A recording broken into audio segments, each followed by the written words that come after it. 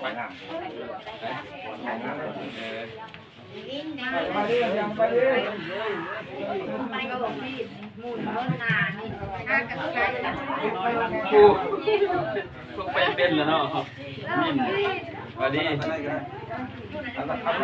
ไปเป็นเลยไปเลย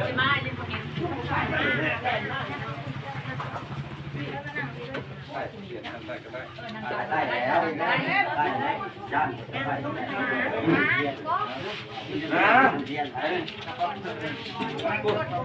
มาเถอะกินงานได้นะป้าโทรมาละ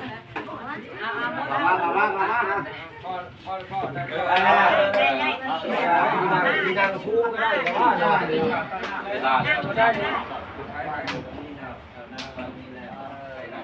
วันจะถึกเกินขึ้นกันเนาะ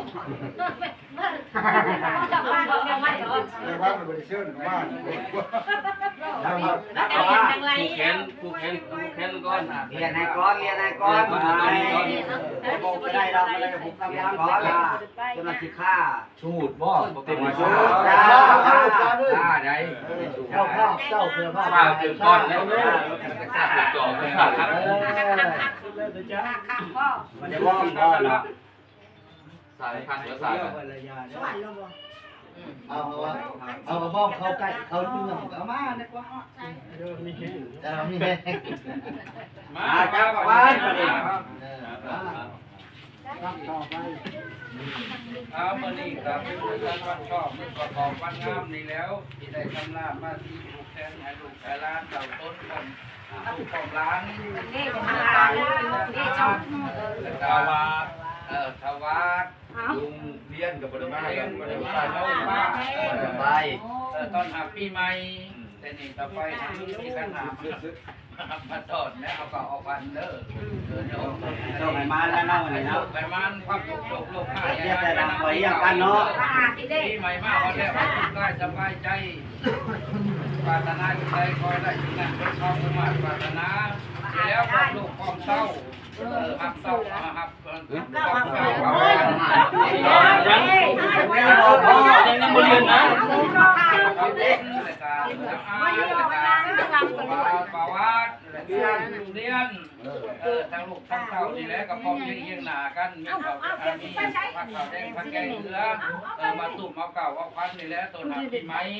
ให้ที่เจ้าหันสุขกายสบายใจปัจจจากโรคไปไข้เจ็บนอนรับกายฟังเจ้าได้เงินหมื่นเด้อหนังสือให้ได้เงินแสนแม่เมื่อมาให้ได้แก้วมณีโสดได้มาพาน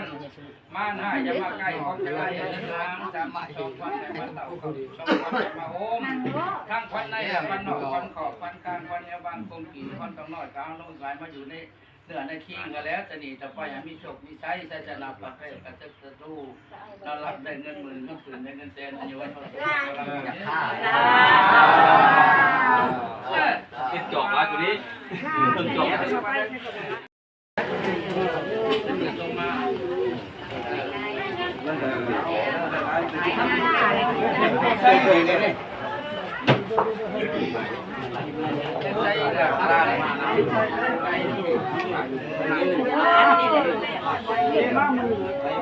เรียกจะพักวันพี่เด้อทำพูดพี่ใหม่พี่เมืองเด้อนี่บอลูกแม่เขาเจ้าว่าบ่ใช่เราอันนี้ฮดเก่าฮดจังละวะฮดเงาเตียวใหญ่เงาหน่อยเงาตัวบ่เกิดมันบ่ฮด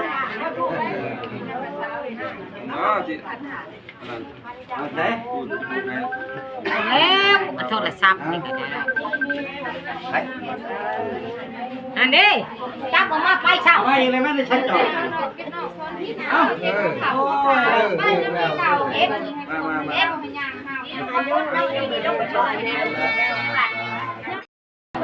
ของแท้แล้วใช้เมย์ได้จ้ะ เดี๋ยวเลยควันเต็มกระมือเลย จื้อเรียกได้แล้วจะจื้อกันเลย มาพอดี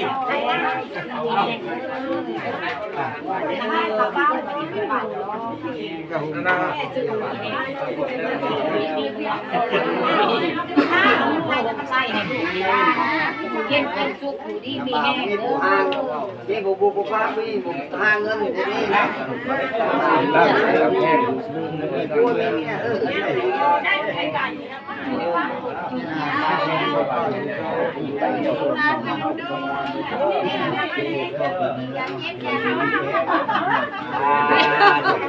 ยังมากลามันคือร้ายแต่ละ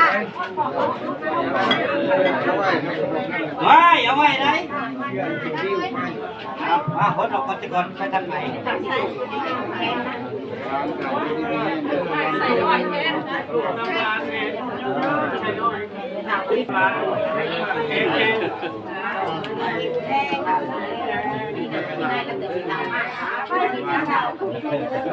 ป้าเนี่ยมา